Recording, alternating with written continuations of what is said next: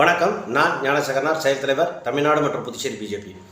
இந்த தலைப்புக்கு நான் வருவதற்கு முன்னால் திரு ரங்கசாமி அவர்களின் அரசியல் வாழ்வில் எப்படிப்பட்ட ஒரு ட்ராக் கடந்த காலத்தை இப்போ சமீபத்தில் ஒரு நாளேடில் ரொம்ப விபரமாக ஒரு முழு பேஜ் கொடுத்துருக்குறாங்க. இது ஒரு ஐபிலாம் எடுத்துன்னு போய் தலைமையில் சொல்லிச்சுன்னா நிச்சயமாக தலைமைலாம் ரங்கசாமி போன்றவரை நம்பி இனி நம்ம ட்ராவல் பண்ண முடியாதுன்றது ஒரு நார்மலாக ஒரு முடிவுக்கு வந்துடுவாங்க. ஏன்னா ஐபி கொண்டு போயிருப்பாங்கன்னு நினைக்கிறேன். அப்படி ஒரு நாளேடு லோக்கல் வார நாளேடில் கூட அது பெரிய இதை ஏன் இன்னும் தலைமைக்கு மத்திய தலைமைக்கு புரியல. சரி, ஓகே. ரங்கசாமி அவர்களுக்கும் இப்போ எனக்கும் ஒரே காலகட்டத்தில் அரசியல் என்ட்ரின்னு வச்சிங்களேன். வயது நான் இளைவனாக இருந்தாலும் ஒரே காலகட்டம். நான் அவங்களுக்கு எல்லாமே சிம்பிளாக அப்படி சொல்லிட்டு போகிறேன். ஏன்னா எலாபரேட்டாக போனால் அது லென்த்தி ஆகிடும். அது பார்க்குறவங்களுக்கும் போர் அடிச்சிடும். ரைட். ரங்கசாமி முகமது எம்எல்ஏ ஆகிறார். நான் மாநில தலைவராக இருக்கிற சண்முகம் அவர்களின் தனிப்பட்ட பிரச்சாரகர். நான் எடுப்படி இல்லை, இந்த எடுப்படி வேலை செய்கிறவன் இல்லை, பிரச்சாரகர். நான் தான் கருத்தியலாக மக்களுக்கு புரியும்படி இந்த சின்னத்தில் வாக்களிங்கன்னு ஏதோ கேட்குற அளவுக்கு சண்முகம் அவர்களால் நான் வளர்க்கப்பட்டேன். என் அரசியல் குரு சண்முகம் அவர்கள் என்பதை நான் ரொம்ப பெருமையாக சொல்லிக்கிறேன். இன்றும் அவர் ஆன்மாவை நான் வணங்கி இந்த வீடியோ பேசுகிறேன். ரைட். இந்த ரங்கசாமி அவர்கள் என்ன பண்ணார்னா, முதல் எம்எல்ஏ வரும்போது மசமசன்னு ஒன்றும் தெரியாத மாரி பூனை மாரியே இருப்பார். ரொம்ப பூனை மாரி இருப்பார். அதுக்கு உங்களுக்கு நிறைய பேருக்கு தெரியும். என்ன பண்ணார், ஃபாரூக் மரைக்கார்னு ஒருத்தர். அப்போ ஒரு 2 துருவ அரசியல் நடந்தது, 3 துருவ அரசியல். திரு கண்ணன் அவர்கள், திரு MOH ஃபாரூக் மரைக்கார் அவர்கள், திரு சண்முகம் அவர்கள். இந்த 3 முக்கோணத்தில் இவர் யாரோட போகிறதுனோடனே ஃபாரூக் மரைக்கார் ஆதரவாளராக தன்னை காட்டிக்கொண்டே வந்தார். ஒரு கட்டத்தில் என்ன பண்ணுறாரு அப்படின்னா, முதலமைச்சர் சண்டை வருது. அப்போது யார் முதலமைச்சர் ஆக்கலாம் அப்படின்னு வரும்போது சண்முகம் அவர்களுக்கும் நாராயணசாமி அவர்களுக்கும் கருத்து வேறுபாடு இருக்கிறது என்றதை புரிந்து கொண்டு மெல்லமாக நாராயணசாமி அவர்கள் பக்கம் சைடு அடிக்கிறாரு திரு ரங்கசாமி. உடனே நாராயணசாமி அவருக்கு முதலமைச்சர் பதவியை கொடுக்குறாரு. ரைட். முதலமைச்சர் பதவி வந்த உடனே நாராயணசாமிக்காவது விசுவாசமாக இருக்கணும் இல்லை, திரு ரங்கசாமி இல்லை. அங்கே இருந்துக்கினே இருந்து இவன்னா நம்மளை ஃபோன் பண்ணிங்க வா வீட்டுக்கு வா, சிஎம்மாக இருக்கும்போதே அவர் கூப்பிடுவார் நாராயணசாமியோ, இங்கே வாயா ரங்கசாமி கூட்டணி ஒரு கார் எடுத்துட்டு போய் அவர் வீட்டு வாசல் நிற்கணும். இந்த ஈகோ கிளாஷில் வரும்போது நான் பெரியவனா நீ பெரியவனான்ற கொள்ளை அடிக்கிறதுலையும் பங்கு பிரச்சனை வர உடனே திடீர்னு சண்முகையாவுடைய ஆதரவாளராக அங்கேருந்து நாராயணசாமி கிட்ட அந்த முதலமைச்சர் பதவியும் பெற்றுட்டு, ஏன்னா டெல்லியிலே இவருக்கு செல்வா கிடையாது, அங்கேயும் அந்த ஆதாயத்தை பெற்றுட்டு அந்த பதவியில் இவருடைய கமிஷனுக்காகவும் இவர் கூட்டு மிரட்டுறதுக்காக தப்பிக்கிறதுக்கு சண்முக ஆதரவாளர்கள் சண்முகிட்ட ரொம்ப நம்பிக்கை ஏற்படுத்தின்னு கூட்டமாட இருந்தார். ரைட். ஒரு கட்டத்தில் நாராயணசாமி தன்னுடைய இன்ஃப்ளூயன்ஸை முழுமையாக பயன்படுத்தி காட்டி கொடுத்து மற்ற இது கொடுத்து இவரை ரங்கசாமியை பதவியில் தூக்கிடுறார். அப்போ உடனே ரொம்ப சோகமாக வீட்டில் உட்காந்துக்கிறார். அப்போ பெரியவர் சண்முகம் இங்கே நம்பர் 1 அரசியல்வாதி எனக்கு தெரிஞ்சு, நான் இருந்ததுனால சொல்ல. அவர் என்ன பண்ணுறாருன்னா, இந்த ரங்கசாமியை எப்படி முதலமைச்சராகணும் அப்படி தனி கட்சி ஆரம்பியான்றார். அந்த கட்சி பேர் தான் NR காங்கிரஸ். அது அங்கே சொல்லப்பட்டது என்னன்னா, நமது ராஜ்யம் காங்கிரஸ். ஆனால் இதுலேயே ஏமாத்திட்டார். என் ரங்கசாமி ஆட்சி தான் நான் வைக்கிறது தான் சட்டம்ன்றதுக்கான ஒரு கட்சி ஆரம்பித்தார். ரைட். அது பிற்காலத்தில் தான் புரிஞ்சுது. இந்த கட்சியில் எல்லாரும் சேர்ந்து காங்கிரஸ்லேருந்து அதிருப்தியாக வேலை செஞ்சு இது காங்கிரஸுக்கு எதிராக ஒரு பெரும் இயக்கமாக இருக்கும் பொழுது, காங்கிரஸை போல ஊழல் அரசாக இருக்காது பொழுதுன்னு நினச்சி என் போல சந்திரகாசு போன்றவர் எல்லாம் பெரியவர் சண்முகம் அதிதீவிரவாதிகள். பெரியவர் சண்முகம் சொன்ன ஒரே வார்த்தை தான், ஏன்பா அவனுக்கு இவன் தேவலாம்பா, அவனுக்கு இவன் நான் சொல்லல, பெரியவர் அவருடைய வயதில் என்ன சொல்கிறாரு, நாராயணசாமியை விட ரங்கசாமி தேவலாம். அந்த தேதிக்கு அவ்வளோதான், தேவலாம் தான், பெரிய சர்டிஃபிகேட்லாம் கொடுத்துடல. அப்போது இவர் 2011 ஆட்சிக்கு வர்றதுக்கு தனி கட்சி ஆரம்பிக்க சொல்கிறார். ரைட். உன்னை தோக்கடிச்சிட போகிறாங்கய்யா, 2 தொகுதியில் நில்லையான்னு கற்றுக் கொடுத்தது பெரியவர் சண்முகம். இதில் அதாவது ரங்கசாமியோட பெரிய புத்தி சாதுரியெல்லாம் கிடையாது. இப்போ கூட நீ அடுத்த எவனா முதலமைச்சருக்கு அடுத்த 5 ஆண்டில் கொடுக்க போகிறான்னா இப்போ அவன் மண்டையை கழுவுறது, அவனுக்கு சோப்பு படிக்கிறதுக்கு தான் வேலை போடுவார். நான் இப்போ எண்டுக்கு வரேன். இப்போ யார் மண்டையை கழுவுறாரு, யார் சோப்பு படிக்கிறாருன்னு நான் சொல்கிறேன். இப்போது சண்முகையா கிட்ட உட்காந்துன்னு 2 தொகுதியில் நிற்கிறது புதுச்சேரி வரலாற்றின் முதல் முறை. அதுமாதிரி ஒரு ஆள் 2 தொகுதியில் நிற்கிறது, இதெல்லாம் கற்றுக் கொடுத்தது பெரியவர் சண்முகம். கட்சி சொல்கிறேன், கட்சி ஆரம்பிச்சுட்டு உனக்கு ஒரு பலம் வேணும்னு காங்கிரஸ் கட்சி அதிமுக ஜெயலலிதா அம்மாவுக்கும் பெரியவர் சண்முகம் ஒரு நல்ல ஒரு அண்டர்ஸ்டாண்டிங். ஏன்னா ஒரே காலகட்டத்தில் எம்பியாக இருந்தாங்க, அதனால ஒரு நெருக்கம். அவருடைய பெரியவர் சண்முகம் ஐயாவுடைய ஆதரவுடைய ஜெயலலிதா அம்மாவுடைய ஆதரவை பெற்று தன்னுடைய பெரிய கூட்டணி வலுவை காமிச்சு 2011 NR காங்கிரஸ்னு வர்றாரு. இந்த NR காங்கிரஸ் எதுக்கு ஆரம்பிச்சது, காங்கிரஸை ஒழிக்க ஆரம்பித்த கட்சி. ஆனால் இப்போ அவருடைய கள்ள நண்பன் நாராயணசாமி என்ன சொல்லி திருறாருன்னா, NR காங்கிரஸ் மாநில அந்தஸ்து பெறுவதற்காக ஆரம்பித்த கட்சி. என் கூட ஒரே ஒரு சிட்டிங் மைக்கை போட்டு பப்ளிக்கில் ஒண்டி பேசினார்னா நான் கீழ்கிச்சுடுறேன். NR காங்கிரஸ் எப்படி ஆரம்பிக்கப்பட்டது, யாரால் ஆரம்பிக்கப்பட்டது, என்ன கொள்கை, நான் எல்லாத்தையும் சொல்லுவேன். சிங்கிள் லைன் அஜெண்டா, ரங்கசாமி திருப்பி முதலமைச்சர் ஆகணும். இவ்வளோதான். இதுக்கு ஒரு கட்சி ஆரம்பித்தோம். எப்பயுமே ஒரு கட்சி ரொம்ப வலுவான ஒரு கட்சி தன்னுடைய கொள்கையை போய் அடைஞ்சிட்டாலும் அது காலாவதி ஆகிடும். ஒரு கட்சி தன்னுடைய கொள்கையிலிருந்து பிறண்டாலும் காலாவதி ஆகிடும். கொள்கையிலிருந்து பிறண்டாலும் காலாவதி ஆகிடும், அந்த கொள்கையை போய் அடைஞ்சிட்டாலும் காலாவதி ஆகிடும். என்ஆர் காங்கிரஸ் காலாவதியான கட்சி. எப்படிங்க? ஒரே சிங்கிள் அஜெண்டா முதலமைச்சர் ஆகணும். எத்தனை தடவை ஆகிட்டார்? இதுமாரி 2 தடவை ஆகிட்டார். எப்படி? ஜெயலலிதா ஆதரவு பெற்று அந்த அம்மாவையும் கைட்டு விட்டார். அதெல்லாம் ரொம்ப கொடுமையில் கொடுக்கும் துரோகம், பச்சை துரோகம். நாராயணசாமிக்கு துரோகம், பெரியவர் சண்முகம் ஐயாவுக்கு துரோகம், ஜெயலலிதா அம்மாவுக்கு துரோகம். கூட்டணியில் ஆட்சி அமைச்சிட்டு ஒரே ஒரு சீட்டு குறைஞ்சோடனே விஎம்சி சிவகுமார் என்ற சுயேட்சை எம்எல்ஏ உள்ள சேர்த்து 16 சீட்டுன்னு சொல்லி ஆட்சி அமைச்சார். இது அத்தனை பேரும் அரசியல் ஆர்வலர்களுக்கு, பத்திரிகையாளர் நண்பர்களுக்கு, சட்டமன்ற அனைத்து கட்சி உறுப்பினர்களுக்கு, பொதுவாக அரசியல் கூர்ந்து கவனிக்கிற அத்தனை நல்லுள்ளவங்களுக்கும் இது தெரியும். நான் எதையுமே ஒரு வார்த்தை கூட தவறுதலாக நான் பேசல, சொல்லலை, வரலாற்றுக்கு புறம்பா. சரி, அப்போது ஜெயலலிதா அம்மாவே துரோகம் பண்ண பிறகு இவருக்கு யாரா கிடைப்பாங்கன்னு பார்த்தோன்னே கடைசியாக இப்போ பிஜேபி கிடச்சிது. அடுத்த செட்டப்புக்கு வந்து 2011 ஜெயலலிதா ஆதரவில், 2021 பிஜேபி ஆதரவில். ரைட், நீங்கள் ஆட்சிக்கு வந்தீங்களே ரங்கசாமி அவர்களே, உங்களால் காங்கிரஸ் ஊழல் அதிகாரி மீது ஒருத்தவர் மேலே உங்களால் நடவடிக்கை எடுக்க முடியுதா? இல்லை.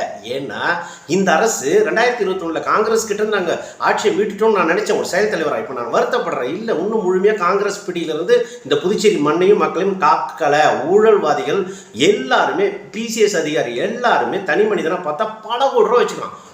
ஒரு சீனியர் ஒரு கட்சிக்காரர் சொல்கிறாரு, ஒரு குறிப்பிட்ட ஒரு அதிகாரி பேர், பின்னாடி அதெல்லாம் டீட்டோட வெளியே வர 800 கோடி ரூபா வச்சிருக்கிறான் ஒரு சொத்து. ஒரு பிசிஎஸ் அதிகாரியாக இருந்த ஒரு ஆள், ஒரு ஒரு ஒரு ஒரு டிபார்ட்மெண்ட்டுக்கு ஒரு ஜேஇஎஸ்சி ஏதோ ஒன்று வச்சுங்க. அப்படி ஒரு ஃப்ளோக்கு சொல்கிறேன், பாலான பின்னாடி டீட்டெயிலோட வரேன், பேப்பர் ஆதாரத்தோடு வரேன். 800 கோடி ரூபா ஒருத்தன் வச்சிருக்கிறான். எப்படி வந்துச்சு? அந்த ஒரு 800 கோடி வச்சுக்கிறான்னா, நான் என்ன சொல்கிறேன், கடந்த 20 ஆண்டு காலம் பிசிஎஸ் அதிகாரிகள் எவ்வளோ சேர்த்து வச்சுக்கிறான்? அதை எதையாவது ஒன்று ரங்கசாமி கேட்டுற முடியுமா? நாராயணசாமி கேட்டுற முடியுமா? இவங்க 2 பேரும் கேட்க முடியாது. அவ்வளோதான். ரைட். அப்போது ரங்கசாமி இப்படி எல்லாமே சூது சூச்சின்னு இப்போ பிஜேபியை கைட்டி விட்டுட்டு, நான் வந்து நடிகர் விஜய்க்கு சோப் படிப்பேன், நான் வந்து தாஜா பண்ணுவேன், எனக்கும் விஜய்க்கு நடுவில் புசி ஆனந்த் நண்பர் இருக்கிறார், எனக்கு அவர் நண்பர் தான், ஒன்றும் பிரச்சனை இல்லை, எனக்கும் நண்பர் தான்.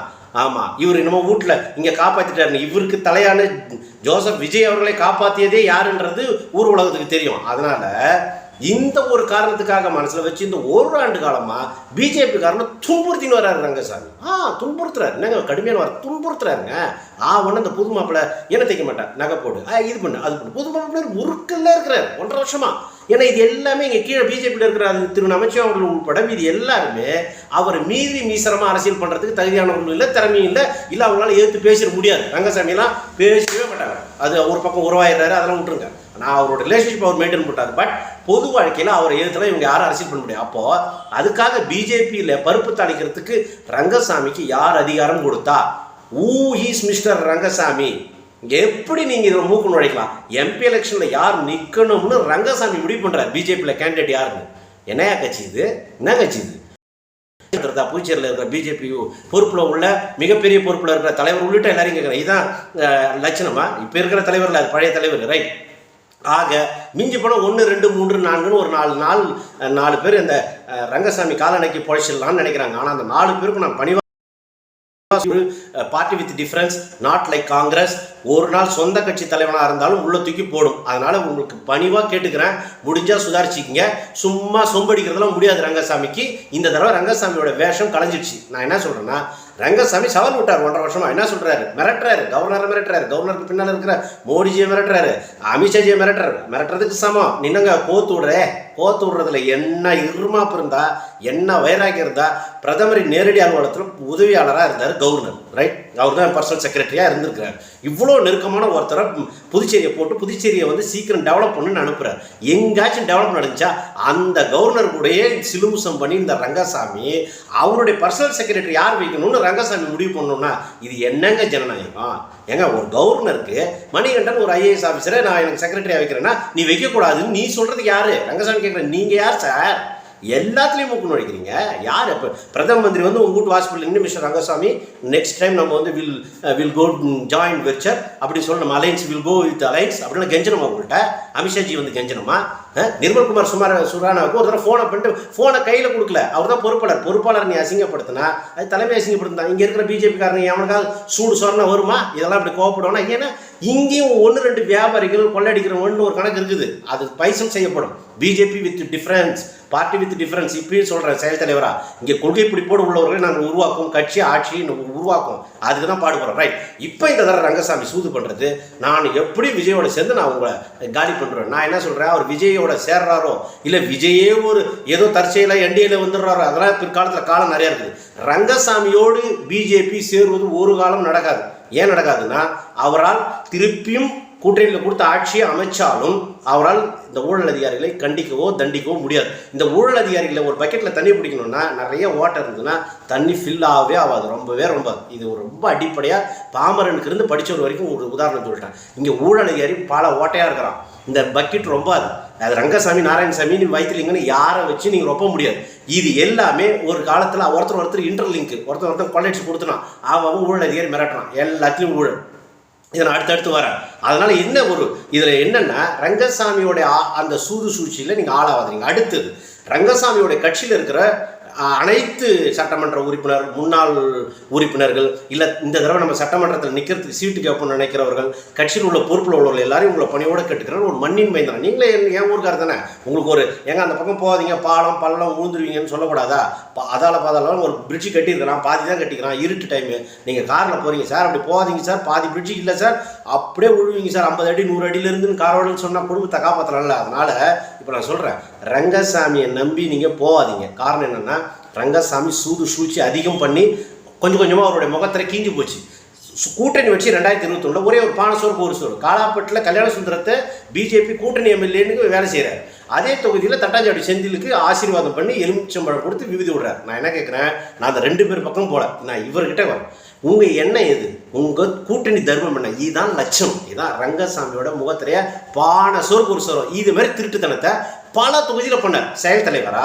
இந்த பாம்பு கீரி சண்டை போட்டுச்சுன்னா பாம்பு கொத்திரும், விஷப்பாம்பு கீரி உடனே ஓடி போய் அதுக்கான தகுதியான அந்த தழையை சாப்பிட்ரும். அப்படின்னோடனே அது விஷம் முடிஞ்சிடும். அதுமாரி ரங்கசாமி செய்கிற சூதை 30 வருஷம் 35 வருஷம் 40 வருஷம் கிட்டத்தட்ட பொது வாழ்க்கையை பார்த்து நான் கற்றுக்கினதுனால ரங்கசாமி நெளிவு சுழிவு மூசை தெரிஞ்சு இப்படியெல்லாம் மூவ் ஆகுது. இதுக்கு எதிர்மருந்து இதுன்னு சொன்னதுனால தான் இன்னைக்கு பல சுயேட்சை எம்எல்ஏலாம் எங்களுக்கு வந்திருக்கிறாங்க, ஆதரவு தெரிவிக்கிறாங்க. இதுதான் ஆட்டம், அதை விட்டுருங்க, அதுக்குள்ளே போனால் அது வேற சப்ஜெக்ட் ஆகிடும். அப்போது ரங்கசாமி இந்த முறை என்டிஏன்ற கூட்டணியில் அவரை முதலமைச்சராக நாங்கள் நிறுத்தவே முடியாது. ஒரு கட்சி தொண்டனா, ஃபஸ்ட்டு கட்சி தொண்டனா, இந்த செயல் தலைவராக இதை பல பொறுப்புகள் எனக்கு இருக்குது, அந்த டெஃபினேஷன் விளக்கம் தெரியல.